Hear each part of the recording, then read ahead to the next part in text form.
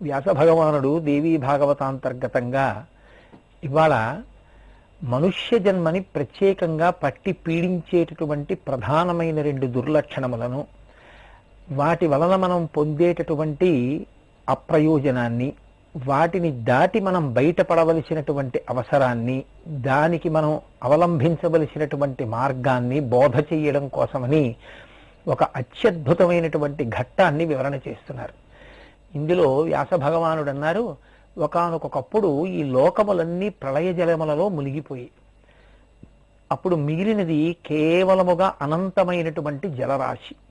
ఈ లోకములన్నీ ప్రళయమునందు మునిగిపోవడానికి కారణమైనటువంటి జగన్మాత ఏ పరాశక్తి ఉందో, ఏ తల్లి సృష్టి స్థితి లయ తిరోధానము అనుగ్రహము అనే పంచకృత్యపరాయణ అన్న పేరుతో ఈ 5టిని నిర్వహిస్తుందో, ఆ తల్లి మాంసనేత్రమునకు దొరికేది కాదు, ఆవిడ కనపడదు. కానీ ప్రళయము జరిగింది. ఆ ప్రళయ జలముల యందు వటపత్రశాయి అయి శ్రీమన్నారాయణుడు పవళించి ఉన్నాడు, లేదా శేషపర్యంకమునందు ఆయన పవళించి ఉన్నాడు. అప్పుడు ఒక చిత్రమైనటువంటి విషయం జరిగింది. వ్యాస భగవానుడు అంటాడు, పురా చైకార్ణవీ జాతే విలీనే భువనత్రయే శేష పర్యంక సుప్తే చ దేవదేవే జనార్దనే విష్ణు కర్ణ మలోద్భూతౌ దానవౌ మధుకైటభౌ మహాబలౌ చ దైత్యౌ వివృద్ధౌ సాగరే జలి. శ్రీ మహావిష్ణువు శేషపర్యంకం మీద నిద్రపోతున్నటువంటి సమయంలో ఆయన చెవియందు మలం బయలుదేరింది. అంటే మనం గులిబి అంటూ ఉంటాం. ఆ చెవియందు ఏర్పడినటువంటి మలంలోంచి 2 రాక్షసులు బయటికి వచ్చారు. అందుకే మనకి పెద్దవాళ్ళు ఒక మాట చెప్తూ ఉంటారు, ఎప్పుడైనా నిద్రపోతే లేచి మళ్ళీ ఏదైనా పవిత్రమైన కార్యం మీద వెళ్ళేటప్పుడు స్నానం చేయకుండా వెళ్ళకూడదు. ఎందుకు అలా వెళ్ళకూడదు అని చెప్తారంటే, నవరంధ్రములలో నుండి కూడా మలం బయటికి వస్తుంది నిద్రపోయినప్పుడు. అందుకని శ్రీ మహావిష్ణువు అంతటి వారు నిద్రపోతున్నటువంటి సమయంలో ఆయన కర్ణ మలం పైకి ఉద్భుతమైంది. ఆ మలంలోంచి 2 రాక్షసులు బయటికి వచ్చారు. నిద్రపోవడం తమో గుణానికి సంకేతం. శ్రీ మహావిష్ణువు 2 రకాలైన నిద్రపోతారు. ఇది మీరు చాలా జాగ్రత్తగా గమనించవలసి ఉంటుంది ఈ ఆఖ్యానంలో. ఒకటి, నిద్రపోతున్నారు అని మీకు నాకు తెలిసిన నిద్ర. ఆ నిద్రపోయినప్పుడు ఇవాళ నుంచి శ్రీ మహావిష్ణువు పడుకుంటున్నారు అని చెప్పి శయనైక ఏకాదశి అని మనం ఒక ఏకాదశి చేస్తాం. అప్పుడు శ్రీ మహావిష్ణువు పడుకుంటున్నారంటాం. మళ్ళీ ఆయన నిద్ర లేచారు అని ఉద్ధాన ఏకాదశి అని ఆయన నిద్ర లేచారంటాం. మీరు ఒకటి ఆలోచించండి, స్థితికారుడైనటువంటి శ్రీ మహావిష్ణువు నిజంగా అలా నిద్రపోతే, ఆయన నిద్రపోయారన్న విషయం మీకు నాకు కూడా తెలిసి దానికి నియతిగా కాలంలో ఫలానా రోజున పడుకుంటారు, ఫలానా రోజున లేస్తారు అని ఉంటే అది నిద్ర ఎలా అవుతుంది? ఫలానా అప్పుడు పడుతుంది అని తెలియనిది, ఫలానా అప్పుడు వదులుతుంది అని తెలియనిది ఏదో దానికి నిద్ర అని పేరు. ఏదైనా శంకుస్థాపనకి ముహూర్తం ఉంటుంది, అక్షరాభ్యాసానికి ముహూర్తం ఉంటుంది, వివాహానికి ముహూర్తం ఉంటుంది, నిద్రపట్టడానికి ముహూర్తం ఏంటి? ఇన్ని గంటలకి ఇన్ని నిమిషాలకి నాకు నిద్ర పడుతుందండి, ఇన్ని గంటలకి ఇన్ని నిమిషాలకి నాకు నిద్ర తెలివి వస్తుందండి అని ఎవ్వరూ చెప్పలేరు. మరి అటువంటప్పుడు శ్రీ మహావిష్ణువు యొక్క నిద్రకి ప్రారంభమునకు ముహూర్తము, లేవడానికి ముహూర్తము, ఆ 2 రోజులు నైమిత్తిక విధులు, దాని యందు ఉత్సవము, విశేష పూజ ఎలా చేస్తున్నాం మనం? అంటే ఆయన మనకి తెలిసి పడుకునేటటువంటి నిద్ర తామసికమైనటువంటి నిద్ర కాదది. అది నిద్రాముద్రాం నిఖిల జగతి రక్షణీ జాగరూకం అని చెప్పింది శాస్త్రం. బాహ్యనేత్రము తెరిచి ఉందనుకోండి, బయట ఎదురుగుండా ఉన్నటువంటి వస్తువులు కనపడుతుంటాయి.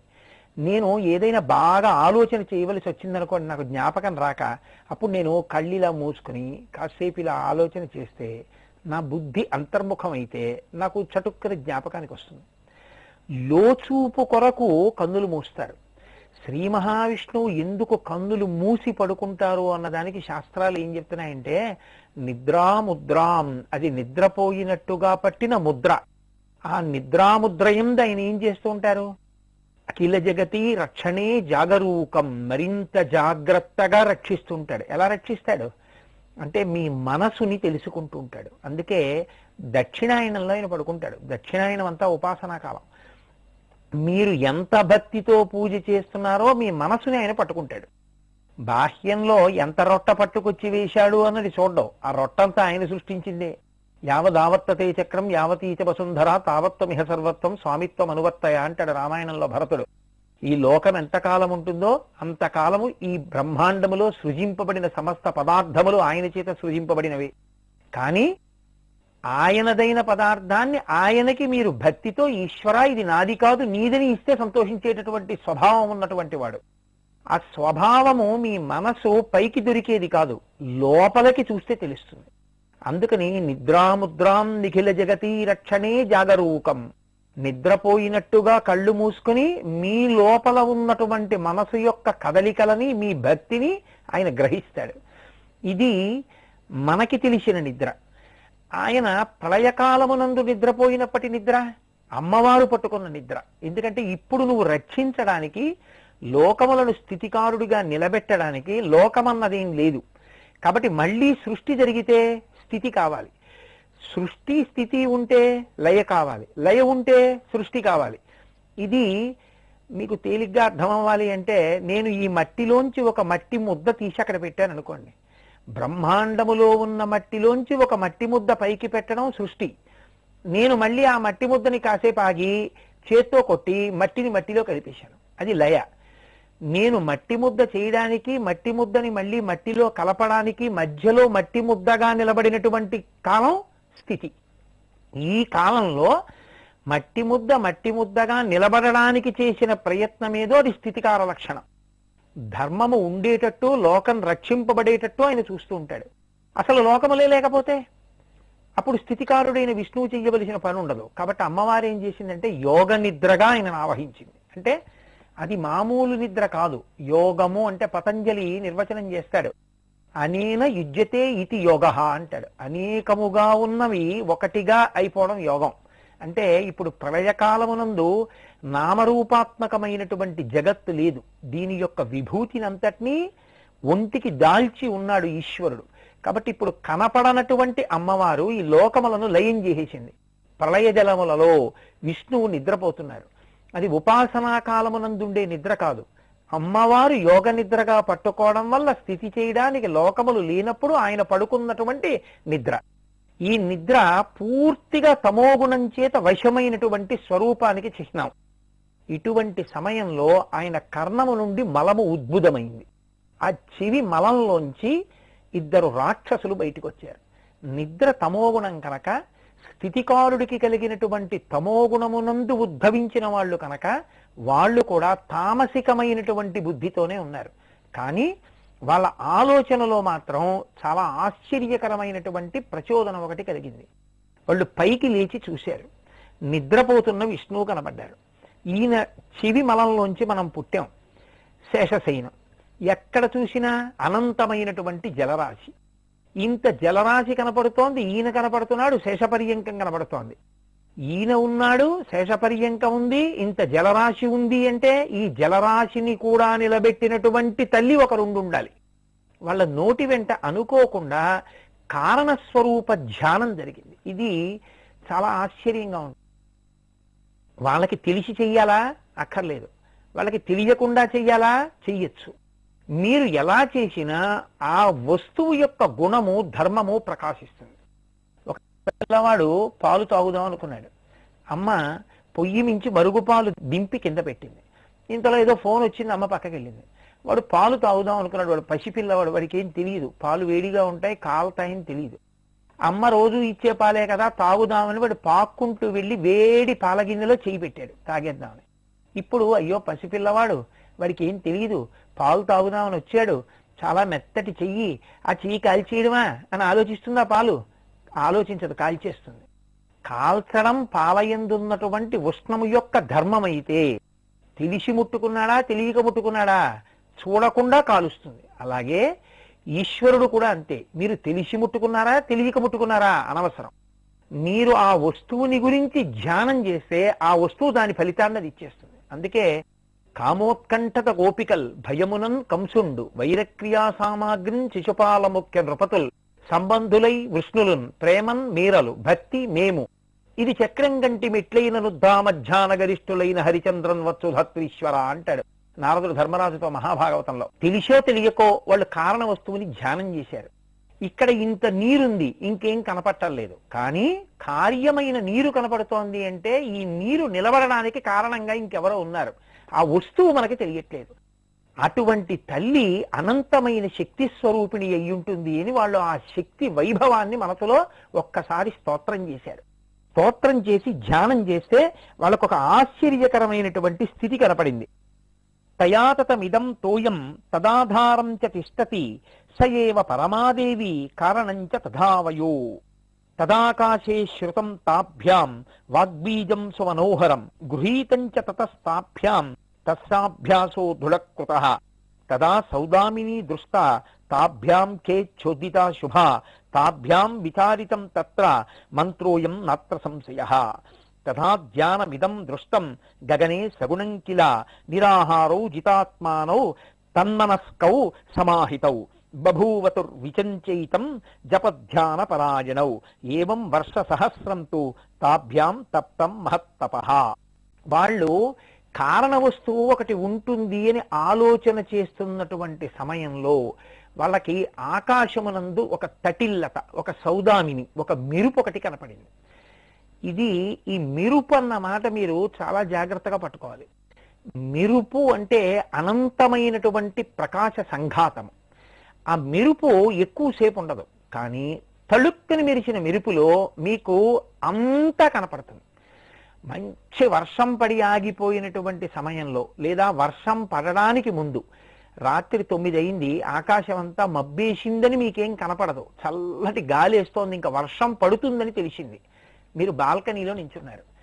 ఇప్పుడు మీరు 5వ అంతస్తులో ఉన్నటువంటి మేడ బాల్కనీలో నించుని ఉండగా ఆకాశమునందు మెరిసినటువంటి మెరుపులో అనంతమైనటువంటి ఆకాశంలో నిండిపోయినటువంటి నల్లటి మబ్బులు, ఆ మెరుపులో ఆ ఊళ్ళో ఉన్నటువంటి హర్మ్యములు, ఆ ఊళ్ళో ఉన్న దేవాలయ శిఖరాలు, ఆ ఊళ్ళో ఉన్న జలాశయాలు ఒక్కసారి తళుక్కన మీకు కనపడి తళుక్కన అయిపోతాయి. ఇప్పుడు నామరూపాత్మకమైనటువంటిది కనపడింది ఇందులో, మెరుపులో, మెరుపు వలన కనపడింది. కానీ ఇప్పుడు అలా చూడ్డానికి నామరూపాత్మకమైన జగత్తు లేదు, మెరుపు ఒకటే కనపడింది. అది అమ్మవారి తళుకు. వాళ్ళకి ఆ తళుకొక్కటి కనపడింది. కంటికి అంత పెద్ద తళుకు దొరికింది. వాళ్ళ చెవికి ఒక మాట వినపడింది. మీరు ఏది ఊహ చేశారో, మీరు ఏ కారణ వస్తువు ఉంది అని అనుకుంటున్నారో అటువంటి కారణ వస్తువు ఒకటి ఉంది. మీరు అటువంటి కారణ వస్తువుని తెలుసుకోవాలి అనుకుంటే కేవలము ఊహ దగ్గర విడిచిపెడితే అది దొరికేది కాదు. అది మాకు లభించాలి, ఆ దర్శనము కావాలి, మేము తెలుసుకోవాలి. తెలుసుకోవాలి అంటే ఒక పుస్తకాన్ని పట్టుకుని చదువుకుంటే తెలిసినట్టు తెలియబడేది కాదు, తాను తెలియ చెయ్యాలి. ఇది మీరు కొంచెం జాగ్రత్తగా పట్టుకోవలసి ఉంటుంది. ఇది భగవంతుడు నాకు 5 మాటలు దర్శనం ఇచ్చాడు అనడం సత్యమా, నేను దర్శనం చేసుకున్నాను అనడం సత్యమా? వెంకటాచలం వెళ్ళి వెంకటేశ్వర స్వామిని 3 మాటలు దర్శనం చేసుకున్నానండి అని ఎవరైనా అంటే తప్పది. వెంకటేశ్వర స్వామి 3 మాటలు దర్శనం ఇచ్చాడండి అంటే అది సత్యం. నువ్వు దర్శించడానికి ఈశ్వరుడు జడమైన వస్తువు కాడు, ఆయన అనుగ్రహిస్తే దర్శనమిస్తాడు. తాను దర్శించగలిగినది నిజమైతే సుందరకాండలో హనుమకి సీతమ్మ ఎందుకు కనపడలేదు? నమోస్తు రామాయ సలక్ష్మణాయ దేవ్యై చ తస్యై జనకాత్మజాయై దేవ్యై చ తస్యై. ప్రకాశించి క్రీడించు అమ్మా, నువ్వు కనపడాలనుకుంటే కనపడతావు తప్ప జనక మహారాజు గారు నిన్ను చూడాలనుకోలేదు. కానీ నీవు జనక మహారాజు గారిని అనుగ్రహించాలనుకున్నావు. ఆయన యజ్ఞభూమిలో నాగలి పెట్టి దున్నుతుంటే నాగటి చాలుకి తగిలి ఉద్ధిత, నీయంత నువ్వు పైకి లేచావు, సీత అని పేరు పెట్టుకున్నావు. కాబట్టి జనకుడు కోరకపోయినా జనకుడిని అనుగ్రహించి జానకి అని పేరు పెట్టుకున్నావు. ఇప్పుడు నేను నిన్ను వెతికి చూస్తాను, దర్శనం చేస్తానన్నాను, నాకు కనపడలేదు. అమ్మా, నేను నిన్ను చూస్తానా, నువ్వు నాకు కనపడతావా? నువ్వు నాకు కనపడాలి, నువ్వు అనుగ్రహించాలి. అంతేకాని నేను నిన్ను చూడడం ఏమిటి? ఇప్పుడు నాకు అర్థమైంది నా తప్పేమిటో. చతురంగుళ మాత్రోపి నావకాశస్య విద్యతే రావణాంతఃపురే తస్మిన్ యంకపిర్న జగాయత. 4 అంగుళములు విడిచిపెట్టకుండా లంకంతా వెతికితే మాత్రం నాకు సీతమ్మ దర్శనం అవుతుందా? అవదు. ఆ తల్లి అనుగ్రహిస్తే దేవ్యై చ తస్యై జనకాత్మజాయై, దేవి అయిన జానకి నన్ను అనుగ్రహించి దర్శనమిస్తుంది. కాబట్టి అమ్మ దర్శనమి అన్నారంతే. అశోకవనం కనపడింది. అశోకవనంలో శిశుపావృక్షం కింద సీతమ్మ తల్లి యొక్క దర్శనమైంది. అలా మీరు ఒక తటిల్లత కనపడింది అని, కారణ వస్తువు ఒకటి ఉంది అని తెలుసుకున్నంత మాత్రం చేత కనపడదు. నేను మిమ్మల్ని అనుగ్రహిస్తే కనపడతాను. నేను మిమ్మల్ని అనుగ్రహించాలంటే మీరు తపించాలి. కాబట్టి మీరు తపించండి, అదే తపస్సు. కాబట్టి తపస్సు చేయండి. ఇప్పుడు వాళ్ళేం చేశారు? నిరాహారౌ జితాత్మానౌ తన్మనస్కౌ సమాహితౌ బభూవతుర్విచింత్యైవం జపధ్యాన పరాయణౌ ఏవం వర్ష సహస్రం తు తాభ్యాం తప్తం మహత్తపః.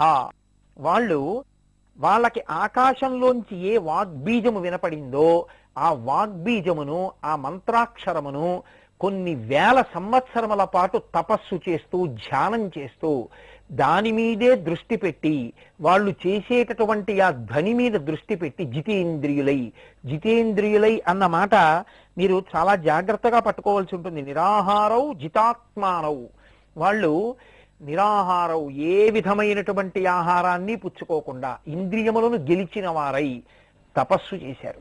ఇంత తపస్సు చేస్తే ఆ తల్లి వాళ్ళని అనుగ్రహించి అప్పుడు వరం కోరుకోమ్మని అడిగితే ఆ కనపడినటువంటి పరాశక్తి స్వరూపం ఒక సాకారంతో కనపడుతుంది. ఇది అనంతమై నిర్గుణయై నిరంజనయై నిర్లేపయై నిర్వికారయై అనంత విశ్వమునందంతా వ్యాప్తి చెందినటువంటి అమ్మవారు తన కొరకు తపించినటువంటి భక్తుడు తన మాంసనేత్రముతో చూడడానికి వీలుగా తన ఒక రూపంలోకి ఒదిగిపోతే నీ చేత చూడబడుతుంది తప్ప నీ చేత చూడబడాలి అంటే చూడబడడానికి వీలైనటువంటి రూపం ఒకటి అసలు ఆవిడికి లేదు. ఆవిడ అనంతమై బ్రహ్మాండమంతా పరివ్యాప్తమై చైతన్య స్వరూపిణి అయి ఉంటుంది. నేను అందుకే మీతో తరచు మనవి చేశాను, అన్ని వస్తువుల యొక్క ప్రయోజనం తెలుస్తుంది, అన్ని వస్తువులు పనిచేయడానికి కారణమైన విద్యుత్ తెలుస్తుంది. కానీ నేను విద్యుత్తుని చూస్తానండి అంటే చూడలేరు. మీరు బ్రతికి ఉన్నారు అనడానికి భవతి అంటారు సంస్కృతంలో, ఉన్నారు అనడానికి కారణమైన ప్రాణం ఉంది అని తెలుస్తుంది. నేను ప్రాణం చూస్తానండి అంటే కనపడదు. నాకు ఆకలి వేస్తోంది అంటాడు, ఏది నీ ఆకలి చూపించంటే చూపించలేరు. నాకు దాహం వేస్తోంది అంటాడు, ఏది నీ దాహం చూపించంటే చూపించలేడు. నా మనసు కోరుతోంది అంటాడు, ఏది నీ మనసు చూపించంటే చూపించలేడు. కర్మేంద్రియ సంఘాతమైన శరీరమును కానీ శరీరాంతర్గతమైన వెంట్రుకల వంటి సన్నని రక్తకేశ నాళికలను కానీ వైద్యులు చూపించగలరేమో కానీ ఈ శరీరాన్ని నడిపించేటటువంటి మనస్సుని చూపించడం మాత్రం ఎవరికి సాధ్యం కాదు.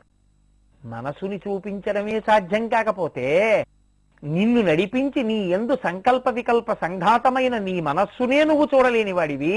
ఈ బ్రహ్మాండమంతా పరివ్యాప్తమైన చైతన్య స్వరూపిణి అయినటువంటి అమ్మవారిని ఎలా దర్శనం చేస్తావు? కుదరదు. ఇప్పుడు ఆవిడ్ని చూడాలంటే ఆవిడ ఒక రూపాన్ని పొందాలి. దేని కొరకు పొందాలి? ఆవిడికి ఏమిటి ప్రయోజనం? పొందితే ఆవిడికి ప్రయోజనం కాదు, నీకు ప్రయోజనం. నువ్వు ఎవరిని చూడాలని తపించావో ఆవిడ ఒక రూపంతో నీకు కనపడుతుంది. కాబట్టి ఇప్పుడు ఆవిడ ఒక రూపంతో కనపడితే నువ్వేం చేయొచ్చు? నీ మనసులో ఉన్న కోర్కె ఆవిడికి చెప్పుకోవచ్చు. దేవతలకు ఒక లక్షణం ఉంటుంది, వాళ్ళు కనపడ్డారు అంటే మీ పూర్వపుణ్యమో ఇప్పటి తపమో ఏదో ఒకటి ఉండాలి. ఉంది కాబట్టి కనపడ్డారు కాబట్టి వాళ్ళు గుర్తినే వెళ్ళిపోరు. ఏదో ఒక వరం కోరుకోమంటారు, ఏదో ఒక వరం కోరుకోమని మిమ్మల్ని బలవంత పెడతారు. అందుకే కర్ణుడు పుట్టవలసి వచ్చింది కుంతీదేవికి. ఇప్పుడు మీరు ఒక వరం అడగాలి, అడిగితే వాళ్ళు ఆ వరాన్ని కృప చేసి పెడతారు. అలాగే అమ్మవారు కూడా ఆ కనపడినటువంటి మధుకైటబులు అని పేరు వాళ్ళిద్దరికి. ఆ శ్రీ మహావిష్ణువు యొక్క చెవి మలంలోంచి పుట్టారు. వాళ్ళిద్దరినీ అడిగింది, మీకేం కావాలని అడిగింది. కానీ వాళ్ళు నిద్రపోతున్నప్పుడు ఏర్పడినటువంటి కర్ణమలంలోంచి పుట్టినవారు కాబట్టి తామసమైనటువంటి గుణంతో ఉన్నారు. కాబట్టి రాక్షసులై ఉన్నారు. అదే రాక్షస బుద్ధి అంటే. రాక్షస బుద్ధి అంటే ఎలాగో ఈ శరీరం పడిపోతుంది అని తెలుసుకుని ఈ శరీరము నేను కాదు, లోపల ఉన్న ఆత్మ నేను అని తెలుసుకోగలిగినటువంటి జ్ఞానము, అటువంటి అనుభవమును నాకు ఇయ్యని అడగగలిగినటువంటి వాడు జ్ఞాని, ఋషి. ఋషి అయితే అలా అడుగుతాడు. నేను ఈ శరీరంతోనే ఉండాలన్నాడంటే వాడు రాక్షసుడు. ఏది జరగదో అది అడిగాడు కాబట్టి రాక్షసుడు. కాబట్టి వంచింపబడతాడు. కాబట్టి ఇప్పుడు వాళ్ళ అమ్మవారిని ఏమడిగారు? స్వేచ్ఛయామరణం దేవి వరం నో దేహి సువ్రతే. అమ్మా, మేము ఎప్పుడు చనిపోవాలని కోరుకుంటే అప్పుడే చనిపోయేటట్టుగా మమ్మల్ని అనుగ్రహించు. ఏమిటి వీళ్ళకున్న చమత్కారం అంటే, అమ్మా మేము చావకుండా అనుగ్రహించు అన్నారు అనుకోండి, అంటే అప్పుడు అమ్మవారు అంటుంది కుదరదంటుంది. అదేంటయా, పుట్టినవాడు గిట్టక తప్పదు కాబట్టి అలాంటి వరం ఇవ్వలేనంటుంది. కాబట్టి ఇప్పుడు ఏమనాలి? మేము ఎప్పుడు కోరుకుంటే అప్పుడు మరణిస్తామనాలి. ఎప్పుడు కోరుకుంటే అప్పుడు మరణిస్తామంటే లోకంలో ఇప్పుడు మరణిస్తామని కోరుకునేవాడు ఉంటాడా? ఉండడు. 80 ఏళ్ళు వచ్చినా 90 ఏళ్ళు వచ్చినా తన మలమూత్రములను తాను విసర్జించుకోలేకపోయినా, ఒళ్ళంతా సూదులు పుడిచినా, ఇంటెన్సివ్ కేర్ యూనిట్ లో పడుకోబెట్టినా, మందులు చేతి గొట్టాలతో ఎక్కిస్తున్నా, నోటితో ఏమీ తినలేకపోయినా ఇంకా బతికి బట్టకట్టి బయటికి రావాలని ఉంటుంది. ఇంకా తాను ఉంటానంటాడు. నేను ఇంకా బతుకుతానంటే బాగుండదని ఏదో ఆ మునిమనవాడి పెళ్లి చూసేస్తే అయిపోతుందంటాడు. ఇంకోడి మీద పెట్టి జీవితకాలాన్ని ఇంకా కొనసాగించాలని కోరుకుంటాడు. కాబట్టి వాళ్ళు సర్వజ్ఞ అయినది అమ్మవారు. ఇది తామసమైన బుద్ధి అన్న మాటకు అర్థం. ఆవిడకి అన్నీ తెలుసు, ఆవిడ్ని మనం వంచలేమని కూడా తెలుసుకోవాలి. కానీ వాళ్ళు ఏమనుకున్నారంటే ఈవిడ్ని మనం వంచగలం అనుకున్నారు. మేము చావకుండా ఉండాలి అంటే కుదరదంటుంది. మేము కోరుకున్నప్పుడు చావాలి తథాస్తు అంటుంది. కాబట్టి ఇప్పుడు ఏమవుతుంది, మనం కోరుకోం, మనం చావం. అమాయకురాలు మనకు వరం ఇచ్చేసింది కాబట్టి ఇంకా మనం ఏం చేయలేదు. ఇది వాళ్ళ బుద్ధి. కానీ ఆవిడికి తెలిసి ఎలా వంచాలో. ఇచ్చిన ఆవిడికి తెలియదండి. ఇదే మాయాస్వరూపము. మాయాస్వరూపము అంటే యథార్థము అవగతము కాకుండా కొట్టుకొనుట. దీనికి తప్ప అమ్మవారిది కాదు. ఇంద్రియముల యొక్క లౌల్యము మనం పొందితే ఎప్పుడు ఇంద్రియ సుఖాలకు బానిస అయి ఉంటాడు. అప్పుడు తత్వం ఎన్నటికీ అవగాహన కాదు. తత్వం అవగాహన కాకుండా ఏది లేదో అది సత్యమని పట్టుకుని తిరిగేటటువంటి అమాయకమైన స్థితిలో పడి ఉన్నటువంటి వాణ్ణి మాయయందున్నవాడు అంటారు. ఇది నేను కాదు, పక్కింటి ఆయన పడిపోయాడు, మా నాన్నగారు పడిపోయారు, మా తాతగారు పడిపోయారు, మా అమ్మగారు పడిపోయారు, మా పిల్లతండ్రి గారు పడిపోయారు, మా పెద్దనాన్నగారు పడిపోయారు, వాళ్ళందరి శరీరాలు విడిచిపెట్టేశారు కాబట్టి నేను కూడా శరీరం విడిచిపెట్టేస్తాను ఒకనాడు. ఈ శరీరం నేను కాదు, లోపల ఉన్న ఆత్మ నేను. శాస్త్రములు చెప్తున్నాయి, వేదములు చెప్తున్నాయి, పురాణములు చెప్తున్నాయి. కానీ నేనేం నమ్ముతానంటే ఇది నేను, లోపల ఉన్నది నేను కాదు. లోపల ఉన్నది ఉన్నదో లేదో అసలు తెలియదు, ఇదే నేను. కాబట్టి ఏమంటుంటాను, ఇది ఉండాలంటాను. ఇది ఉండాలని కోరుకోవడం రాక్షసత్వం. ఉండనిది ఉండాలనుకోవడం మూర్ఖత్వం. ఏది ఉందో అది లేదనుకోవడం మాయ. ఈ మాయయందు అమ్మవారు చెప్తుంది. అందుకే మహామాయా విశ్వం భ్రమయసి పరబ్రహ్మ మహిషి అంటారు శంకరాచార్యులు వారు సౌందర్యలహరిలో. అమ్మా, మహామాయయందు ఈ జీవుల్ని తిప్పుతున్నావమ్మా. ప్రతివాడు దీంతో ఉండిపోతాననుకునేవాడే. ఇది పడిపోతుందని ఒప్పుకున్నాడో, అయ్యో ఇది పడిపోయే లోపల నేను దీన్ని సాధనంగా చేసుకుని తొందరగా నేను గట్టెక్కాలనుకుంటాడు. అవతల హోర్న వాన వచ్చేసేటట్టుంది, గబగబా ఏం చేస్తాడు, కారెక్కి చురుగ్గా ఇంటికి వెళ్ళిపోతాడు. ఎందుకని, ఉన్న సాధనాన్ని ఉపయోగించుకుని దాటేస్తాడు.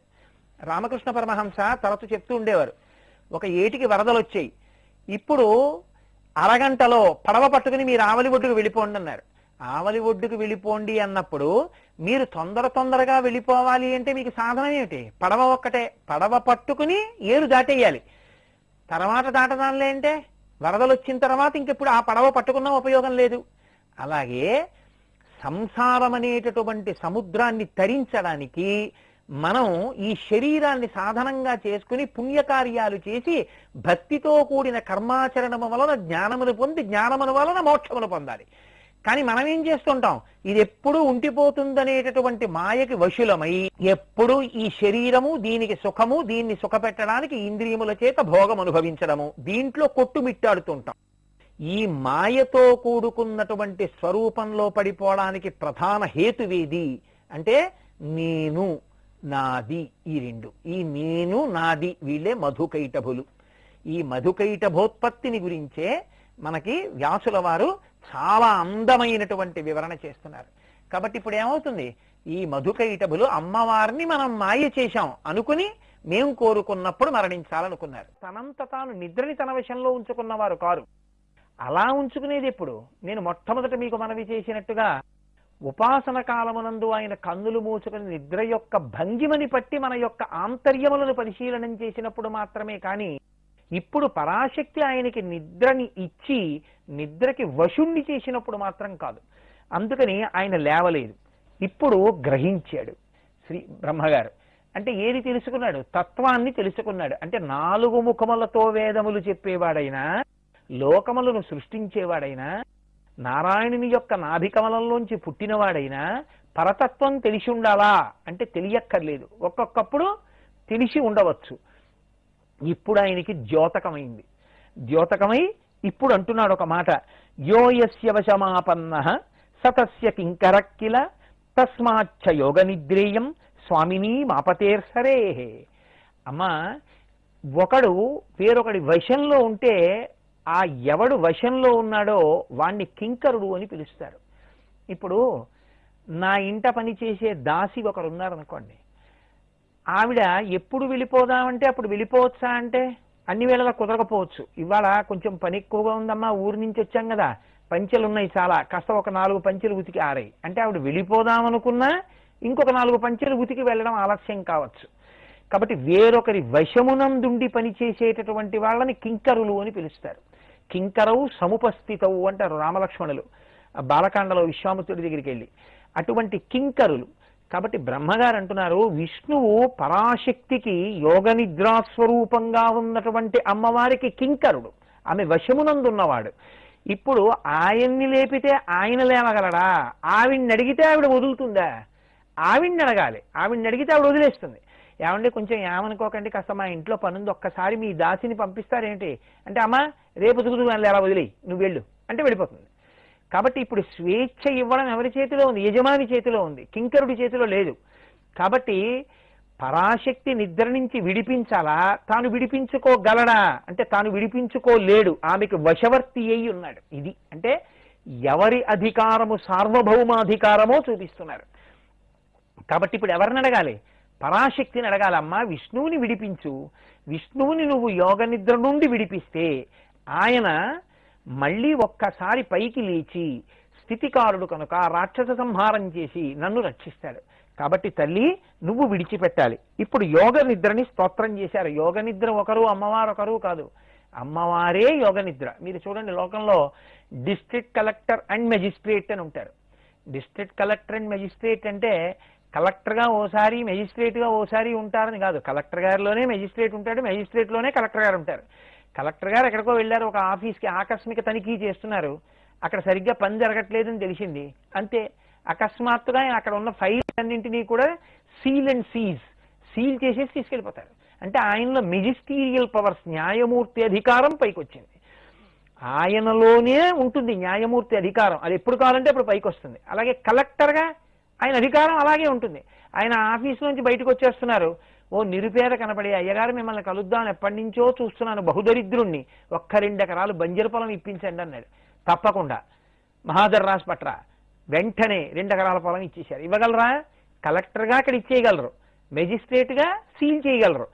ఇలా ఉండాలంటే ఓసారి, ఇలా ఉండాలంటే ఓసారి ఉంటుంది ఏమిటి? అలా ఏమి ఉండదు. డిస్ట్రిక్ట్ కలెక్టర్ అండ్ మెజిస్ట్రేట్ ఒక వ్యక్తిలోనే ఉన్నట్టు యోగ నిద్రాస్వరూపంగా తన అధికారాన్ని చలాయించగలిగినటువంటి శక్తి అమ్మవారి యందే ఉంది. కానీ ప్రయోజనం యోగ నిద్రాస్వరూపంగా విష్ణువుని విడవాలి. అందుకని ఆ యోగ నిద్ర పరాశక్తి కన్నా భిన్నం కాదు. అందుకని పరాశక్తిని యోగ నిద్రగా స్తోత్రం చేశారు అప్పుడు బ్రహ్మగారు. కీర్తిస్తధామతి ధృతి కిల కాంతిరేవ శ్రద్ధారతిశ్చ సకలేషు జనేషు మాతః నాథ పరం కిల వితర్కశతైః ప్రమాణ ప్రాప్తం మయా యదిహ దుఃఖ గతిం గతేన త్వం చాత్ర సర్వ జగతాం జననీతి సత్యం నిద్రాళుతాం వితరతా హరిణాత్ర దృష్టం త్వం దేవి వేద విదుషామపి దుర్విభాష్య తవ దుర్విభావ్య వేదోపి నూనమఖిలార్థతయా న వేద కస్తే చరిత్రమఖిలం భువి వేద ధీమాన్ నాహం హరి నచ భువో న సురా స్తధాన్యే జ్ఞాతుం క్షమాశ్చ మునయోన మమాత్మజాశ్చ దుర్వాచ్య ఏవ మహిమా తవ సర్వలోకే యజ్ఞేషు దేవి యది నామ నతే వదంతి స్వాహేతి వేద విదుషో హవనే కృతేపి న ప్రాప్నువంతి సతతం మకభాగదేయం దేవాస్త్వమేవ విభుదేష్యపి వృత్తిదాసి అన్నారు. ఆయన స్తోత్రం చేస్తూ, అమ్మా కీర్తి ధృతి మతి అన్ని స్వరూపాలు నీవే అయి ఉన్నావు, వేదములు నువ్వే అయి ఉన్నావు, నీ ఊపిరే వేదము, నేను నా ఊపిరి వేరు కానట్టే పరాశక్తి ఊపిరి వేరుకారు. కాబట్టి వేదమే ఆవిడ. అమ్మా అటువంటి వేదస్వరూపిణి అయినటువంటి తల్లివి, నీవే నన్ను రక్షించాలి. నిద్రాస్వరూపంతో శ్రీ మహావిష్ణువుని నువ్వు ఇవాళ ఇలా కట్టి పడేశావు. ఆయన నేను ఎంత లేపినా లేవట్లేదు, రాక్షసుల వలన నాకు భయంకరమైన ప్రమాదం వచ్చింది, మధుకైటబులు నన్ను నిగ్రహిస్తున్నారు. తల్లి యజ్ఞేషు దేవి ఇది నామ నతే వదంతి స్వాహేతి వేద విదుషో హవనే కృతేపి. ఒక చిత్రమైన మాట చెప్తున్నారు బ్రహ్మగారు. అమ్మా లోకంలో ఎంతమంది దేవతలకైనా సరే వాళ్ళ ప్రీతి పొందడానికి యజ్ఞం చేసేటప్పుడు హవిస్సునివ్వచ్చు. పిలిచేటటువంటి దేవతల యొక్క పేర్లు మారతాయి. నారాయణ పిలుస్తాం, శివ పిలుస్తాం, సూర్య పిలుస్తాం, వరుణ పిలుస్తాం. కానీ ఎవరిని పిలిచినా ఇది పట్టికెళ్ళి ఇవ్వగలిగినటువంటి శక్తిగా అగ్నిహోత్రుని యందు వ్రేల్చేటప్పుడు మంత్రంలో వాడేటటువంటి మాట ఒకటి మాత్రం ఎప్పుడూ ఒకటే అయి ఉంటుంది. స్వాహేతి, నమో నారాయణాయ స్వాహ, వరుణాయ స్వాహ అని అదే స్వాహ స్వాహ అంటుంటాం. ఆ స్వాహ అన్నమాట స్వాహాదేవి అన్న పేరుతో అమ్మవారే ఇక్కడి హవిస్సు అక్కడ పడేటట్టు, అక్కడ హవిస్సు అగ్ని పట్టుకుని వెళ్ళి దేవతలకు ఇచ్చేటట్టు, దేవతలది పుచ్చుకునేటట్టు ఇన్ని కదలికలగా మార్చేటటువంటి స్వరూపం అమ్మవారి యొక్క శక్తి. అంత వేగంగా ఉంటుంది ఆ ప్రక్రియ. కాబట్టి అమ్మ స్వాహాకారం చెప్పకపోతే యజ్ఞాలే లేవు, యజ్ఞాలు లేకపోతే దేవతలకు అన్నం లేదు, దేవతలకు అన్నం లేకపోతే వాళ్ళు తృప్తి పొందరు, వాళ్ళు తృప్తి పొందితే వానలు కురిపిస్తారు, వానలు కురిపిస్తే మనుష్యులు అన్నం తింటారు, మనుష్యులు అన్నం తింటే మళ్ళీ యజ్ఞం చేస్తారు, మళ్ళీ యజ్ఞం చేస్తే దేవతలు అన్నం తింటారు. ఇంత సృష్టి నడుస్తోందంటే మనుష్యులు ఇక్కడ సమస్త భోగములను అనుభవిస్తున్నారంటే పంటలు పండాలి, పంటలు పండాలంటే వాళ్ళు తిన్న అన్నంలో కొంత భాగాన్ని తీసి దేవతలకు యజ్ఞం చేయాలి, ఆ అన్నం దేవతలు తినాలి, తిని తృప్తి పొంది దేవతలు వర్షం కురిపించాలి, వర్షం వల్ల పంటలు పండి మళ్ళీ మనుషులు అన్నం తినాలి, మళ్ళీ మనుషులు యజ్ఞం చేసి దేవతలకు అన్నం పెట్టాలి. ఈ చక్రాన్ని అంతటినీ ఎవరు నడిపిస్తున్నారు? స్వాహ అన్న నీ నామం, నీ పేరు, నీ శక్తి, నీ రూపం నడిపిస్తోంది ఈ బ్రహ్మాండాన్ని. ఇంత గొప్ప తల్లివి నువ్వు. కాబట్టి తల్లి నీవు అనుగ్రహించి ఆ శ్రీ మహావిష్ణువుకి పట్టుకున్నటువంటి నిద్ర విడిపించేశావా? ఆయన నన్ను రక్షిస్తాడు స్థితికారుడు కనుక, నువ్వు ఆయనకు ఆ కర్తవ్యాన్ని అప్పజెప్పావు కనుక, కాబట్టి అమ్మ విడిచిపెట్టవలసింది అని ప్రార్థన చేశారు. అప్పుడు తల్లి ఒక్కసారి విడిచిపెట్టేసింది. విడిచిపెట్టేగానే విస్పందిత శరీరోసౌ యదా జాతో జనార్దన ధాతా పరమికాం ప్రాప్తో ముదం దృష్టా హరిం తతః. ఒక్కసారి ఆ నిద్ర విడిచిపెట్టగానే ఆ కన్నులు తామరపత్రములు తెరిచినట్టుగా ఇలా తెరిచి ఒళ్ళు విరుచుకుని ఒక్కసారి ఆ ఒళ్ళు విదిల్చుకుంటారే, విరిచారంటారు, అలా ఒళ్ళు విదిల్చుకుని లేచి నిలబడినటువంటి ఆ విష్ణు రూపాన్ని చూసి ధాత ఆ బ్రహ్మగారు ఎంతో ముదాన్ని, ఎంతో సంతోషాన్ని పొందారు. పొందిన తరువాత బ్రహ్మగారు శ్రీ మహావిష్ణువుకి విజ్ఞాపన చేశారయ్యా, మధుకైటభులు అనేటటువంటి రాక్షసులు వీళ్ళిద్దరు నువ్వు నిద్రపోతుండగా నీ కర్ణ మలంలోంచి పుట్టారు, వీళ్ళు నన్ను ఈ పదవిలో ఉండకూడదు అని నిగ్రహిస్తున్నారు, నేను వారితో యుద్ధము చేయగలిగిన సమర్థుడను కాను, స్థితికారుడమైన నిన్ను నిద్ర లేపితే నిద్ర లేవలేదని యోగమాయాస్వరూపమైన పరాశక్తిని ప్రార్థన చేసి నిన్ను ఆవిడ నుంచి విడిపించాను, కాబట్టి ఇప్పుడు నువ్వు నీ శక్తిని ప్రదర్శించి ఆ రాక్షసుల్ని నిగ్రహించి నాకు రక్షణ కల్పించవలసింది అని ప్రార్థన చేశారు. శ్రీ మహావిష్ణువు ఆ మధుకైటభులతో యుద్ధం చేశారు. ఎన్ని సంవత్సరములు యుద్ధం చేశారు? వాళ్ళిద్దరు ఒక పక్క, విష్ణు ఒక్కరు ఒక పక్క. ఎందుకు యుద్ధం చేస్తున్నారు? వాళ్ళిద్దరినీ చంపాలి. వాళ్ళిద్దరు ఎందుకు యుద్ధం చేస్తున్నారు? ఒంట్లో బలం ఉంది కాబట్టి. వాలి కనపడ్డ వాళ్ళందరితో యుద్ధం చేయడం, ఒంట్లో బలం ఉంది కాబట్టి. రావణాసురుడు అందరి దగ్గరికి వెళ్ళి యుద్ధం చేయడం, ఇదో అహంకారం. వాళ్ళిద్దరు ఎందుకు యుద్ధం చేస్తున్నారు? ఇంత శక్తి అమ్మవారు ఇచ్చింది, ఇంత శక్తి ఉందని ఉత్తినే కూర్చుంటే వాళ్ళకి తోచదు, కాబట్టి ఎవరినో ఒకళ్ళని కొడుతూ ఉండాలి, ఎవరో ఒకళ్ళని బాధ పెడుతూ ఉండాలి. అందుకు యుద్ధం చేస్తున్నారు వాళ్ళు. ఇది రాక్షస ప్రవృత్తి అంటే. తప్ప వాళ్ళకి విష్ణువుతో ఏమైనా కోపానికి కారణం ఉందా? వీళ్ళ ఇద్దరి మధ్య యుద్ధానికి ఏదైనా హేతు ఉందా?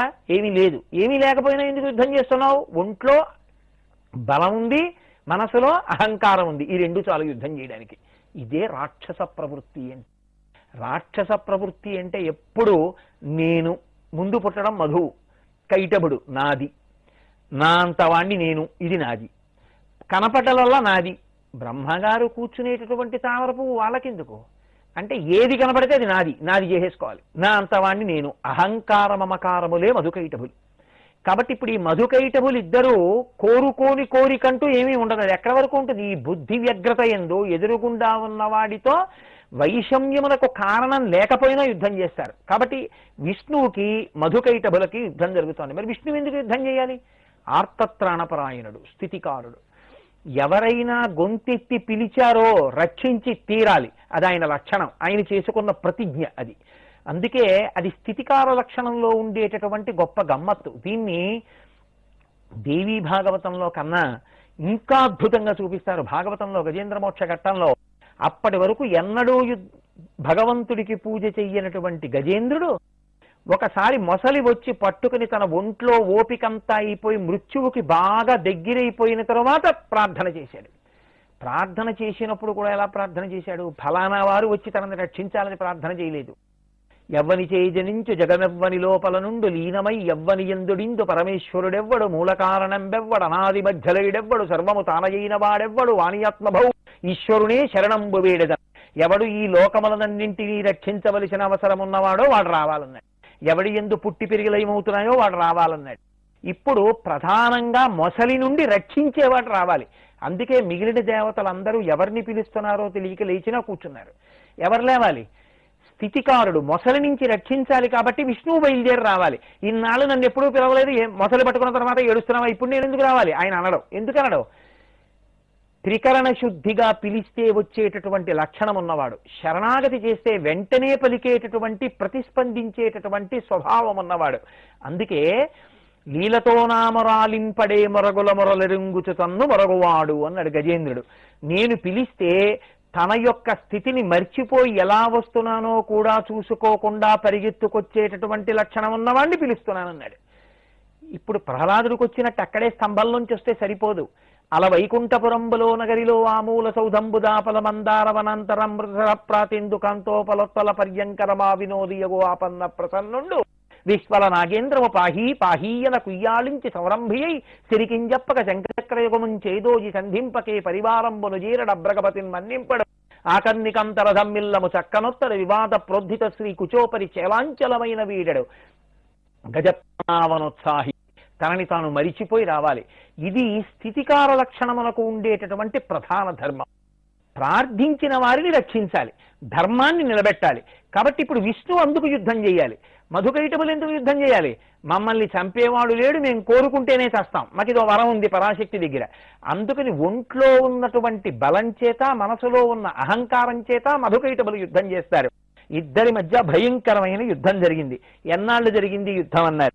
పంచవర్ష సహస్రాణి మయా యుద్ధం కృతం కిల న శ్రాంతౌ దానవౌ ఘోరౌ శ్రాంతోహం చైవ తద్భుతం పగతం మే బలం శౌర్యం కస్మాచ్చేమా వనామయౌ కిమత్ర కారణం చింత్యం విచార్య మనసాత్విహ.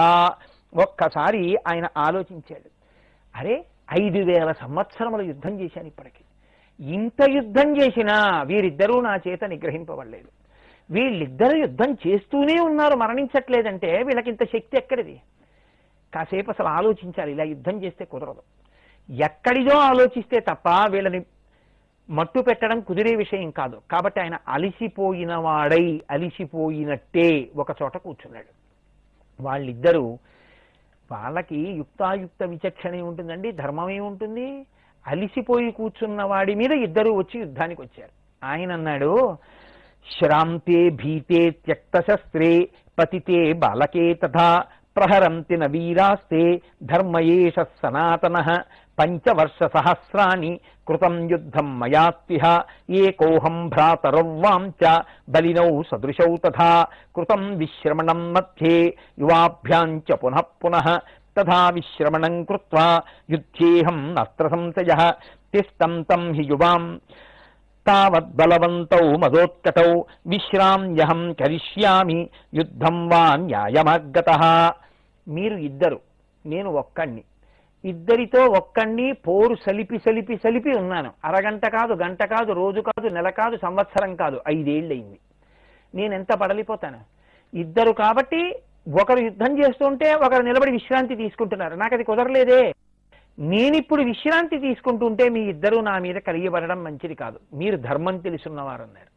ఎందుకని అంటే ముక్కోపి ధర్మం తప్పేవాడు పొగట్టకి లొగ్గుతాడు. కాబట్టి ఆయన అన్నారు, శ్రాంతే భీతే త్యక్త శస్త్రే.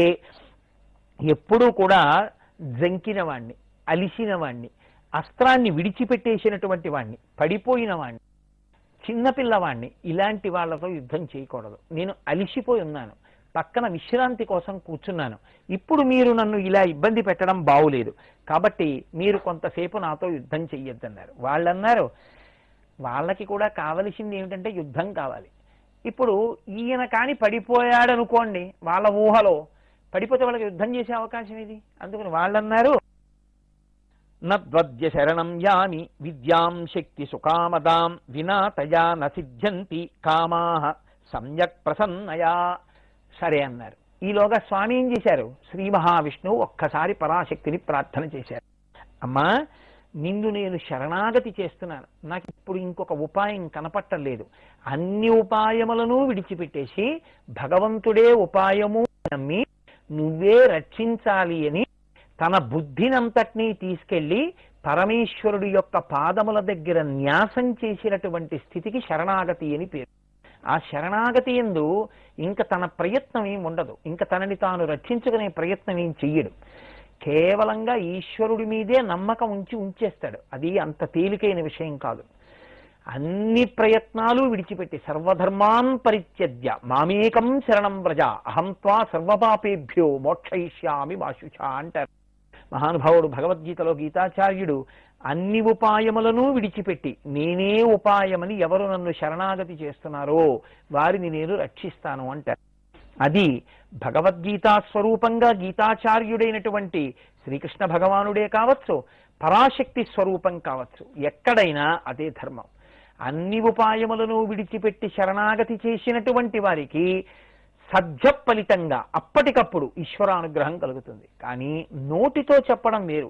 శ్రీ వెంకటేశ చరణౌ శరణం ప్రపద్యే అని 10 శ్లోకాలు చెప్పడం తేలిక. కానీ త్రికరణ శుద్ధిగా అన్ని ప్రయత్నాలు విడిచిపెట్టి భగవంతుని యందే బుద్ధిని రక్షణ భారమును న్యాసము చేసి తాను నిలబడగలిగినటువంటి ప్రజ్ఞ, భగవంతుని యందు కదిలిపోనటువంటి అపారమైన నమ్మకము భక్తి ఉన్నవాడికి తప్ప కుదిరేటటువంటి విశేషము కానే కాదు. అందుకే ఎవరో ఎక్కడో మహాత్ములైన వారు తప్ప నిజానికి శరణాగతి చెయ్యలేరు. శరణాగతి చిట్ట చివర ఏ ఫలితమో జ్ఞాన మార్గమునందు చిట్ట చివర కూడా అదే ఫలితం. జ్ఞాన మార్గం చివర ఏ ఈశ్వర సాక్షాత్కారమో, ఏ ఈశ్వరుని యందు తాను కలిసిపోతాడో శరణాగతి యందు కూడా అదే లభిస్తుంది. అందుకే పెద్దలైన వారెవ్వరూ కూడా శరణాగతి అనేటటువంటి విషయాన్ని విస్మరించి మాట్లాడరు. కానీ ఆ శరణాగతి చేసేటప్పుడు నన్ను నేను రక్షించుకోలేను, ఈశ్వరుడే రక్షిస్తాడన్న భావం మాత్రం స్థిరంగా నిలబడాలి. ఇప్పుడు అటువంటి భావనతో శ్రీ మహావిష్ణువు పరాశక్తికి శరణాగతి చేశారు. కాబట్టి శరణాగతి సద్యఫలితం ఇస్తుంది. అలసట నుంచి లేస్తే కుదరదు, వెంటనే యుద్ధం ప్రారంభమవుతుంది. ఆయన అమ్మవారిని స్తోత్రం చేస్తూ ఆ శ్రీ విద్యాశక్తిని ఒక మాట అంటారు.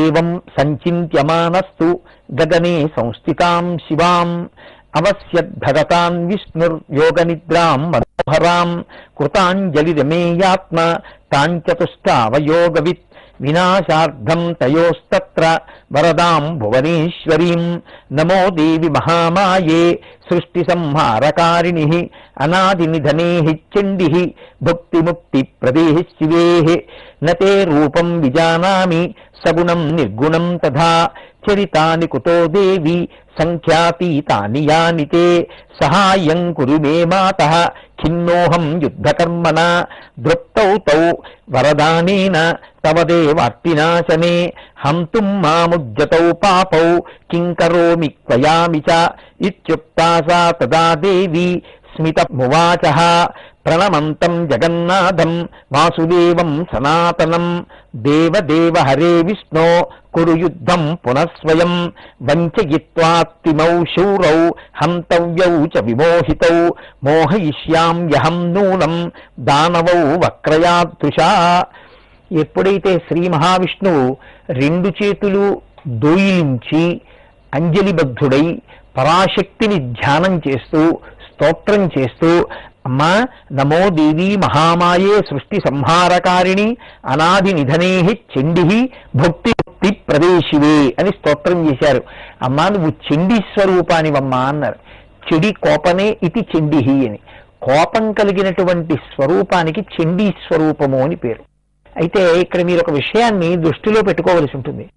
చండీ హోమం చేస్తాం కదా, చండీ స్వరూపం కోపం కలిగినదైతే అమ్మవారిని స్తోత్రం చేయడం ఎందుకు అంటే, చండీ స్వరూపం కోపం కలిగినది అంటే మీ మీద నా మీద కోపం కలిగినది అని కాదు.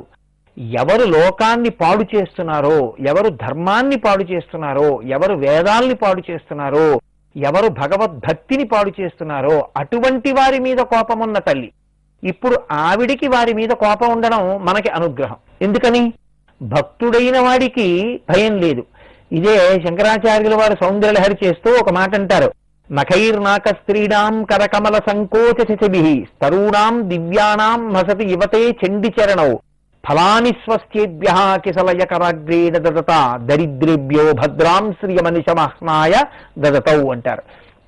అమ్మా, కల్పవృక్షం దగ్గరికి వెళ్ళి నమస్కరించి కోర్కె చెప్పుకొని అది పువ్వు పూచి కాయ కాసి పండై అప్పుడు దేవతల యొక్క కోర్కెలు తీర్చడానికి యోగ్యమైన స్థితిలో ఉంటుంది. కానీ మాకో ఆ భయం లేదు.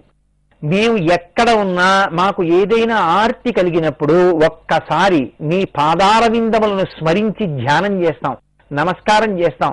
మాకు అది చేత కదా, ప్రణిపాతం చేస్తాం. ఉన్నవాళ్ళం ఉన్నట్టే స్వర్ణదండం పడిపోయినట్టుగా పడిపోతాం.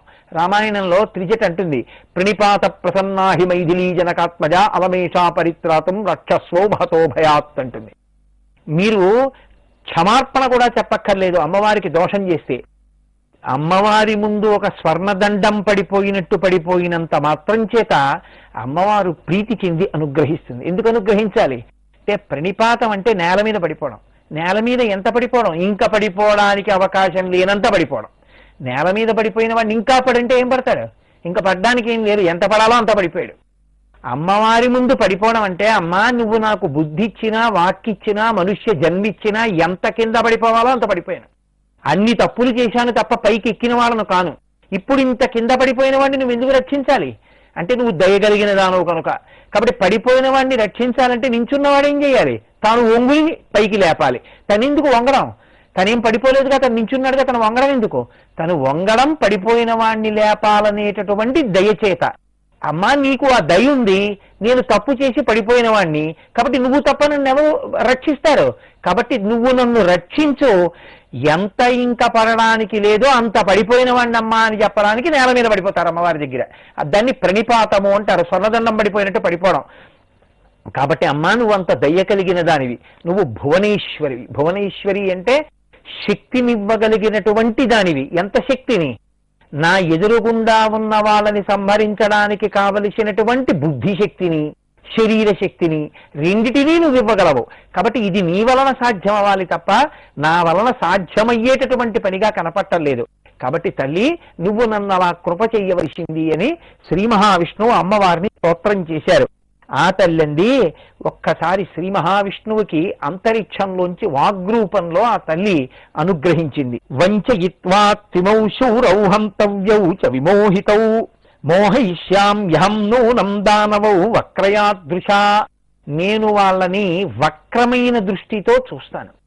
నేను అలా చూసినప్పుడు వాళ్ళు వంచింపబడతారు. వంచింపబడము అన్న మాట శరీర బలానికి సంబంధించింది కాదు, మనస్సుకి సంబంధించింది. బుద్ధి వంచింపబడింది అంటారు. అంటే వాళ్ళ బుద్ధి మోహానికి గురయ్యేటట్టుగా నేను చేస్తాను. వాళ్ళ బుద్ధి యుద్ధం మీద లేకుండా చేసేస్తాను. వాళ్ళ బుద్ధి సక్రమంగా లేకుండా చేసేస్తాను. అలా అవడానికి ఏం చెయ్యాలో అది చేస్తాను. దాన్ని అవకాశంగా తీసుకుని వాళ్ళని చంపి నీకు నేను అలా ఉపకారం చేస్తానండి. ఇదే చాలా చిత్రమైనటువంటి స్వరూపం. మనకి ఆర్షధర్మంలో భగవంతుడు మిమ్మల్ని నవ్వించడానికి మీ శత్రువుల్ని ఏడ్పిస్తాడు. మీరు ఏడుస్తుంటే ఉపశాంతి పొందడానికి వాడి కాళ్ళు పట్టుకుంటేనే మిమ్మల్ని నవ్విస్తాడు. భయనాశన అని విష్ణు సహస్రంలో ఆయనకి నామం. ఆయనే భయపెడతాడు, ఆయనే భయం నుంచి పైకి తీసుకొస్తాడు. భయపెట్టేవాడోడు మిమ్మల్ని భయంలోంచి పైకి తీసుకొచ్చేవాడు అని ఇద్దరు ఉండరు. భయపెట్టినా ఈశ్వరుడు. ఎందుకు భయపెట్టాలి? చేసిన పాపాన్ని దృష్టిలో పెట్టుకుని మీకు కష్టాన్ని ఇచ్చి బాధ పెట్టి భయపెట్టేవాడు ఈశ్వరుడే. మళ్ళీ అయ్యో ఈశ్వరా ఇంత తప్పు చేశాను నన్ను మన్నించు అని ఆయన పాదములు పట్టుకున్నప్పుడు అయ్యో పోన్లే ప్రార్థన చేస్తున్నాడు, శరణాగతి చేస్తున్నాడు, కాళ్ళ మీద పడుతున్నాడు, నేను కాకపోతే ఎవరు మన్నిస్తారని మన్నించి మీ భయాన్ని తీసి మిమ్మల్ని రక్షించేటటువంటి వాడు ఈశ్వరుడే. కాబట్టి రెండూ ఈశ్వరుడే చెయ్యాలి తప్ప మిమ్మల్ని భయపెట్టడానికి ఓడు మిమ్మల్ని రక్షించడానికి ఓడు ఉండరు సనాతన ధర్మంలో. సనాతన ధర్మంలో రెండూ ఒకళ్ళే చేస్తారు. కాబట్టి ఇప్పుడు ఆ తెల్లంది ఘోర అఘోర రూపములు అంటారు. ఒక రూపంతో పాడు చేయడం, భయపెట్టడం, ఒక రూపంతో రక్షించడం. నేను ఏ రూపంతో నిలబడతానో ఆ రూపం నిన్ను రక్షిస్తుంది, అదే రూపం వాళ్ళని పాడు చేస్తుంది. ఇది అమ్మవారి యొక్క గొప్పతనం. అందుకే ఒకే సీతమ్మ శిశుపావృక్షం కింద కూర్చునుంటే పైనుంచి చూస్తున్న హనుమకి జగన్మాతగా రామచంద్రమూర్తి ఇల్లాలిగా, తనకి తల్లిగా, త్రైలోక్య పావనిగా కనపడితే స్తోత్రం చేశారు. అదే సీతమ్మ రావణాసురుడికి 10 తలకాయలున్నా అనుభవైక వేద్యమైన వస్తువుగా, అందమైన కాంతగా కనపడింది. అనరాని మాటలు అన్నాడు. తన అన్న మాటల చేత తను వర్ణించడానికి కావలసినంత పాపాన్ని మూటగట్టుకుని సిద్ధమైపోయాడు. ఇదే మనకి పెద్దవాళ్ళు అందుకే చెప్తారు, అమ్మవారు మాయాస్వరూపిణి. నువ్వు ఆవిడ వంక తిరిగి నమస్కరించావా నిన్ను ధరిస్తుంది. నా అంతవాణ్ణి నేనన్నావా ఎంత పాడవ్వాలో అంతా పాడైపోతాం. కాబట్టి పాడవడం కూడా శక్తి వినియోగం వల్లే, బాగుపడినా శక్తి వినియోగం వల్లే. అక్రమాలిన మాటలన్నీ మాట్లాడాడు, పాడయ్యాడు. ఈశ్వరనామం చెప్పాడు, తరించాడు. ఈయన మాట్లాడాడు, ఆయన మాట్లాడాడు. ఇద్దరిది శక్తి వ్యయమే. కానీ ఈయన తరించాడు, ఆయన పాడైపోయాడు. శక్తి ఇద్దరికి ఇచ్చింది అమ్మవారు. నువ్వు ఎలా వినియోగించుకోవాలో అలా వినియోగించుకోవాలి. కాబట్టి నిన్ను నేను అనుగ్రహిస్తాను. ఏ రూపం కనపడుతూ ఉంటుందో అదే నిన్ను అనుగ్రహిస్తుంది, వాళ్ళని పాడు చేస్తుంది. చూడు తమాషా ఎలా చేస్తాను అంది. ఇప్పుడు ఆ తల్లి ఒక్కసారి ఆకాశంలో వాళ్ళకి కనపడేటట్టుగా మధుకైటభులకి నిలబడింది. ఎలా నిలబడింది? జహసాతీవతామ్రాక్షీ వీక్షమాణ తదాసురౌ తౌ జగాన కటాక్షైశ్చ కామబాణైరివాపరైః మందస్మితయుతైః కామ ప్రేమభావయుతైః దృష్ట్వా మముదుతః పాపౌ దేవ్యా వక్రవిలోకనం విశేషమితి మాన్వాకౌ కామబాణాతిపీడితౌ వీక్షమాణౌ స్థితౌ తత్ర తాం దేవీం విశద ప్రభాం. ఎప్పుడైతే అమ్మవారు ఆకాశంలో ఒక అందమైనటువంటి యువతిలా, మంచి నిండు యవ్వనంలో ఉన్న యువతి నిలబడినట్టుగా నిలబడి, వాళ్ళ చిత్తమునందు వికారము కలిగేటట్టు, వాళ్ళ మనసు మీద కాముని యొక్క బాణములు పడేటట్టు, వాళ్ళ బుద్ధి చిలించిపోయేటట్టు, వాళ్ళు వంచితులయ్యేటట్టు ఒక వక్రమైన నవ్వు ఒకటి నవ్వింది ఆకాశంలో నిలబడి. వెంటనే వాళ్ళకి యుద్ధానికి విముఖులయ్యారు. వాళ్ళ దృష్టి అంతా అమ్మవారి మీద నిలబడింది. రాక్షసుడి యొక్క స్థితి అంటే ఎలా ఉంటుందంటే, పక్కన ఒక స్త్రీ ఉందనుకోండి, నా అంతవాణ్ణి నేనన్న అహంకారం మరింత పెరిగిపోతుంది. తను వినయ ప్రకటనం చేయడు. నేనింత గొప్పవాణ్ణని ఆడదాని ముందు 1కి 10 పొగుడుకుంటాడు. ఆ పొగుడుకుని తనని తాను పొగుడుకోవడం తాను మరణించడంతో సమానం. ఆడదాని యందు లౌల్యం ఉన్నవాడు ఎదురుగుండా కనపడిన ఆడదాన్ని నన్ను నేను పొగుడుకుని లొంగ తీసుకోగలను అనుకున్నటువంటి వెర్రివాడు తాను చచ్చిన వాడితో సమానంగా తనని తాను పొగుడుకుని పాడైపోతాడు. ఇది అమ్మవారి మాయ. కాబట్టి ఇప్పుడు ఆ తల్లి ముందు వాళ్ళు వికారం చెందారు. కాబట్టి ఇప్పుడు వాళ్ళు మా అంత వాళ్ళం మేమంటారు. దీన్ని అవకాశంగా తీసుకున్నారు విష్ణు భగవానుడు. తీసుకుని ఆయన అన్నారు, యుద్ధం ఆప్చేసి వాళ్ళిద్దరి వంక చూసి, హరిణాపి చ తద్దృష్టం దేవ్యాస్తత్ర చికీర్షితం మోహితౌ తౌ పరిజ్ఞాయ భగవాన్ కార్యవిత్తమః దదామి పరమ ప్రీతో యుద్ధేన యువయో కిల దానవో బహవో దృష్టా యుధ్యమానా మయా పురా యువయోః సదృశ కోపి న దృష్టో న చ వైశ్రుతః తస్మాన్ తుష్టో తుష్టోస్మి కామం వై నిస్తులేన బలేన చ భ్రాతోశ్చ వంచితం కామం ప్రయచ్ఛామి మహాబలౌ తచ్ఛ్రుత్వా వచనం విష్ణోః సాభిమానౌ స్మరాతురౌ. మీరిద్దరూ ఎంత గొప్ప యుద్ధం చేశారయా, ఇన్ని వేల సంవత్సరములు యుద్ధం చేసినా నా చేతిలో నిహతులు కాకుండా నాతో రొమ్ము ఎదురొడ్డి పోరాడుతున్నారంటే మీ వంటి మహావీరులు నేను చూడలేదు. ఎప్పుడైతే వాళ్ళిద్దరూ ఒక కాంత వంక చూస్తున్నారో ఆ కాంత తమ వంక నవ్వుతూ చూస్తోందో, తమని ఎదురుగుండా ఉన్నటువంటి యోధుడు ప్రశంసిస్తున్నాడో, వాళ్ళ యొక్క చిత్త వికారం మరింత ఎక్కువైపోయింది. ఎక్కువైపోయి మా అంత వాళ్ళం మేమనుకున్నారు అని ఆయన పొగిడి పొగిడి అన్నారు. ఇంత గొప్ప యుద్ధం చేసినటువంటి మిమ్మల్ని నేను మామూలుగా పొగిడి విడిచిపెట్టడం నాకు నచ్చలేదు. ఇంత గొప్ప యుద్ధం చేశారు కాబట్టి మీరు ఏదైనా కోరుకోండి, మీకు ఇస్తానన్నారు. అలా ఇస్తాను అంటే ఎదురుగుండా ఒక కాంత చూస్తుండగా చిత్త వికారం చెందినవాడు అయితే మాకు ఇవ్వండి అని అడిగి పుచ్చుకుంటే అవతల వాడు ఒప్పవాడైపోతాడు. అందుకని మేమడిగి పుచ్చుకోవడం ఏంటి, నీకే ఇస్తాను ఏం కావాలో అంటే కదా వీడు గొప్పవాళ్ళు అవుతారు. అటువంటి చిత్త వికారం కలిగేటట్టు చేసింది ఆవిడ. బుద్ధి యందు అటువంటి అహంకారం కలిగేటట్టు చేసింది. కాబట్టి వాళ్ళిద్దరు అన్నారు, హరే నయాచకావా మాం త్వం కిం దాతుమిహేచ్ఛసి దదావతుభ్యం దేవేశ దాతరౌ నౌనయాచకౌ. నువ్వు మమ్మల్ని ఏమన్నా గెలిచావా, లేకపోతే మేము ఓడిపోయామా, మాకు వరాలు ఇస్తానంటే ఏంటి? నువ్వెవరు మాకు వరాలు ఇవ్వడానికి? నువ్వేం మమ్మల్ని గెలవలేదు ఇంకాను. గెలవకుండా మాకు వరాలు ఇవ్వడం ఎందుకో, ఆ అవసరం వస్తే మేమే నీకు వరం ఇస్తాం, ఏం కావాలో కోరుకో. ఇది వాళ్ళ బుద్ధి యందు అటువంటి అహంకారం పుట్టేటట్టుగా చేసింది. ఎప్పుడైతే వాళ్ళు ఏం కావాలో కోరుకో అన్నారో విష్ణు భగవానుడు అన్నారు, తయోస్తద్వచనం శ్రుత్వా ప్రత్యువాచ జనార్దన భవేతా మధ్యమే తుష్టౌ మమ వద్యావుభావపి. ఏదైనా వరం ఇస్తాను కోరుకోమన్నారుగా, నేను కోరుకుంటాను. ఏమిటో తెలుసా, మీ ఇద్దరూ నా చేతిలో చచ్చిపోండి అన్నారు. ఇప్పుడు వరం ఇస్తాను అన్నవాడు మాట ఇచ్చినవాడు మాట తప్పకూడదుగా. ఎదురుగుండా కనపడినటువంటి ఆడదాని ముందు మళ్ళీ అయ్యి బాబోయ్ మేము అలా చచ్చిపోమంటే మళ్ళీ వాళ్ళకి సిగ్గు.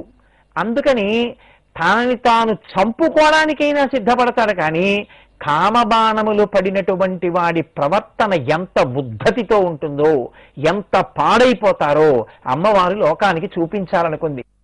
స్త్రీల ముందు తనను తాను పొగుడుకోవడం, స్త్రీలు నవ్వినంత మాత్రం చేత వెర్రెక్కిపోయి తన యొక్క సహజమైన స్థితిని కోల్పోవడం, అపారమైనటువంటి అతిశయంతో ప్రవర్తించడం ఎవరి లక్షణాలో, దానివల్ల ఎంత ప్రమాదం వస్తుందో అమ్మవారు చూపిస్తోంది. ఇప్పుడు వాళ్ళిద్దరూ అన్నారు, నిర్జలే విపులే దేశే హనస్వ మధుసూదన వధ్యా వావాం తుభవతః సత్యవాగ్భవమాధవ.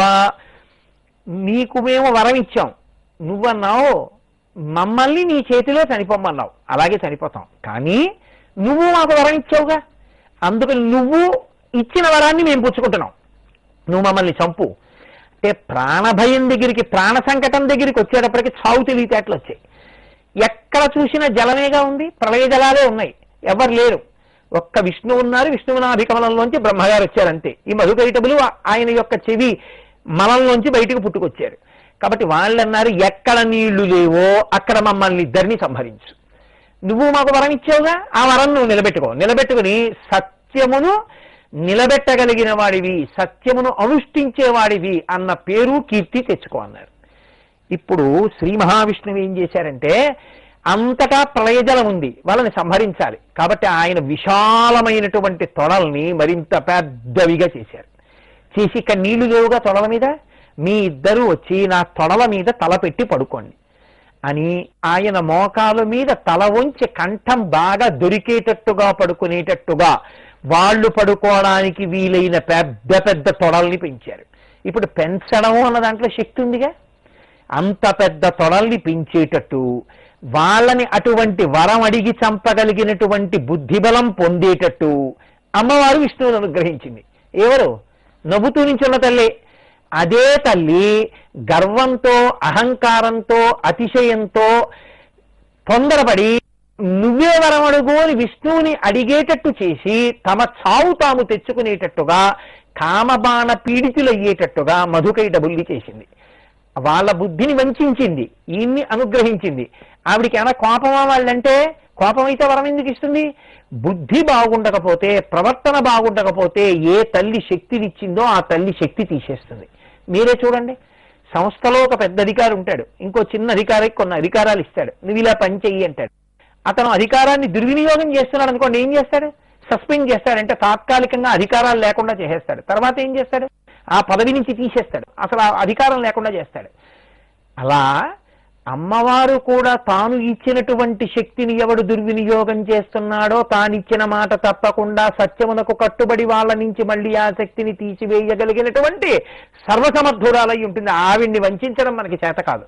కానీ మాయామానుష స్వరూపిణి అయినటువంటి అమ్మవారు బుద్ధిని భ్రమలో ముంచాలంటే ఆవిడికి మాత్రం అది పెద్ద విశేషం కాదు.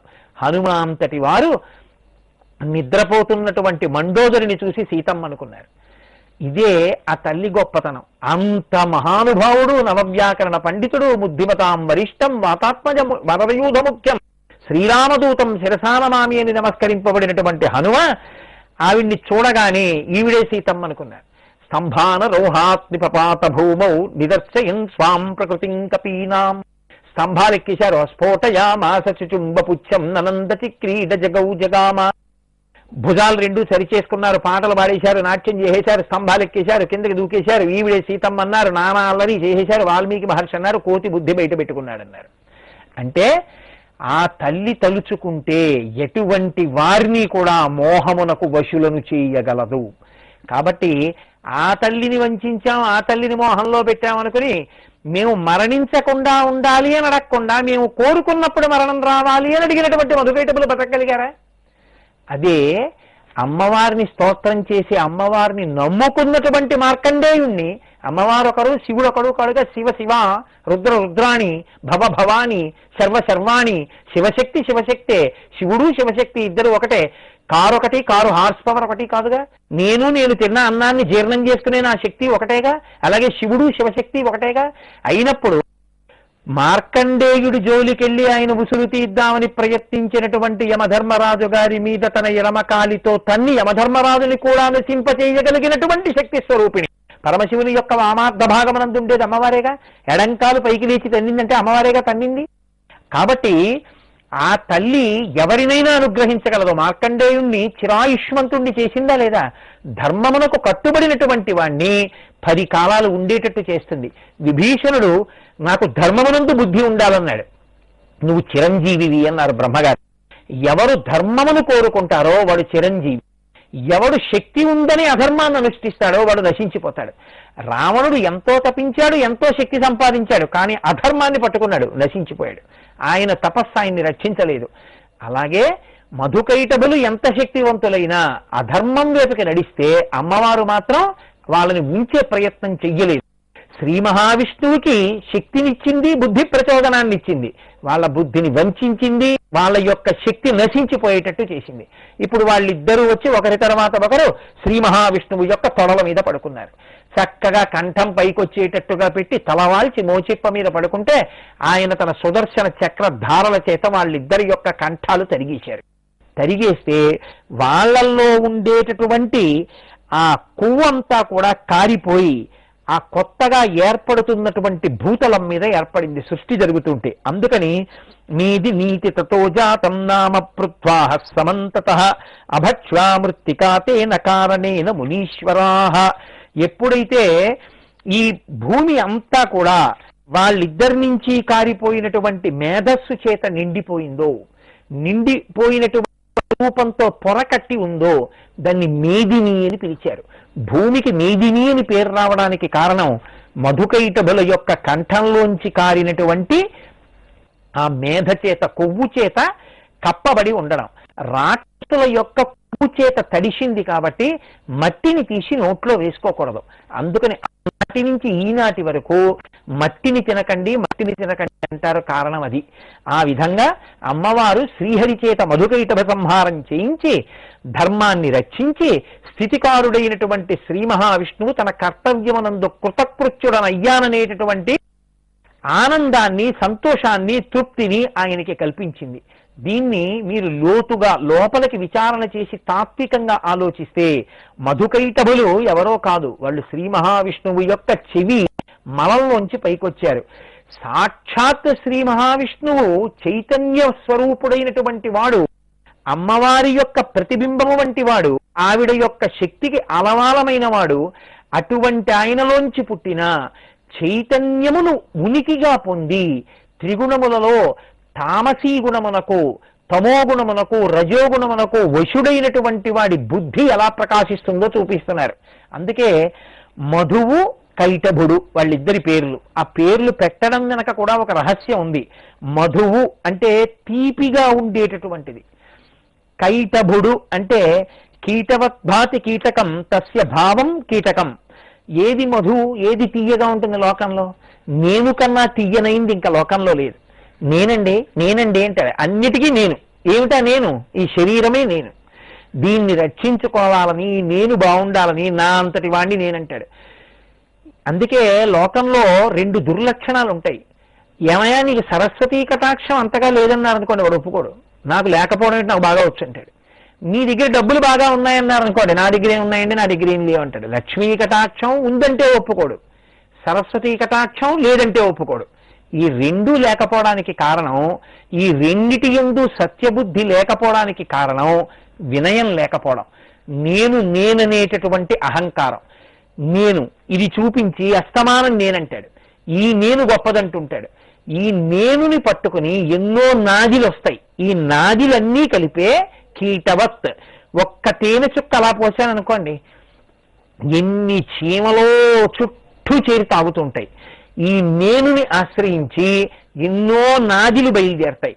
నా ఇల్లు, నా భార్య, నా కొడుకు, నా కూతురు, నా అల్లుడు, నా కోడలు, నా పుస్తకం, నా లాల్చి, ఇలా ఎన్నో నాదిలు. ఒక్క నేను అన్ని నాదులు. ఈ నేను, ఈ నాది, ఈ రెండూ కలిపి అహంకార మమకార స్వరూపమై ఈ ప్రపంచమంతా వాడిది, వాడున్నాడు లోపల, వాడు వాడిది మానేసి నేను నాది అనిపించి పాడు చేస్తుంది. నేను నాది మధువు కైటభుడు. ఈ మధువు కైటభుడు ఇద్దరూ కూడా శ్రీమన్నారాయణుని చేత సంహరింపబడ్డారు. ఇది మనం కానీ జ్ఞాపకంలో ఉంచుకుంటే, పరాశక్తి యొక్క అనుగ్రహంతో విష్ణువు మధుకైటప సంహారం చేసిన వృత్తాంతాన్ని చదివి అర్థం చేసుకుంటే, నేను నాది ఎంత బలమైనవో తెలిసి, ఎంత పాడు చేస్తాయో తెలిసి, వాడు వాడిది అని మనం అమృతమయమైన జీవితాన్ని గడిపి పరాశక్తి యొక్క అనుగ్రహాన్ని పొందుతాం.